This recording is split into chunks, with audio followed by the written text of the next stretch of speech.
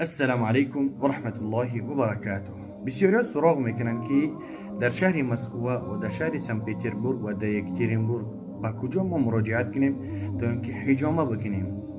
البته را با این رقم هایی که روی اکران میبینین شهر یکترینبورگ، مسکو، مترو لوبلینا میتونین که انشاءالله که زنگ بزنین و همچنان بلیط های ارزون او کسی صلاح میتونین که انشاءالله زنگ بزنین و بلیط ها را خریداری کنین و همچنین برای داروهای انسانانی که موی سر میخواهند داشته باشند یا که ریش داشته باشند یا اینکه گوزباله باشند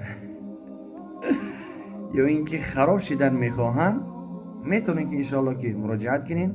برای همه نوع داروها الحمدلله که هست، فقط زنگ بزنین برای شما دستک که به متروها شهر مسکو انشاءالله میکنن و همچنین به واسطه پشته به تمام شهرهای روسیه روان کرده میتوانند. رقم ها روی اکران برای دسترس کردن، زنگ زدن با پشته و دیگه رقم ها میتونید که زنگ بزنین. رقم هایی که برای مسکو نوشتگن پشته انشاءالله که میتونید زنگ بزنین. برادرها همیشه در خدمت هستن. فقط در حق ما دعا را فراموش نکنین.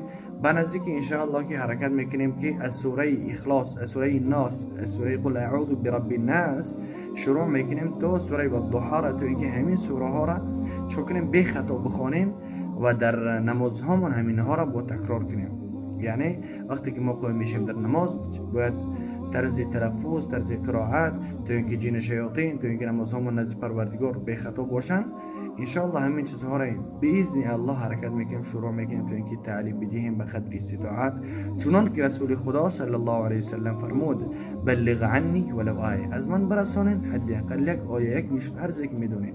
و اون خاطر چیزی که میدونیم حرکت میکنیم تا اینکه برسانیم. مرگ ناگهان است، لبای وقت میتونه که به قبض جان و روح ما بکنه. با اون خاطر حرکت میکنیم حداقل چیزی هم که باشه صدقه جاریه بکنیم تا اینکه بعد از مرگ ما شاید که ثواب به ما، نامه اعمال ما نوشته شود و ما برای ان شاء الله. همین از مطلب ما. خوب با دعا باشین. السلام علیکم و رحمت الله و برکاته.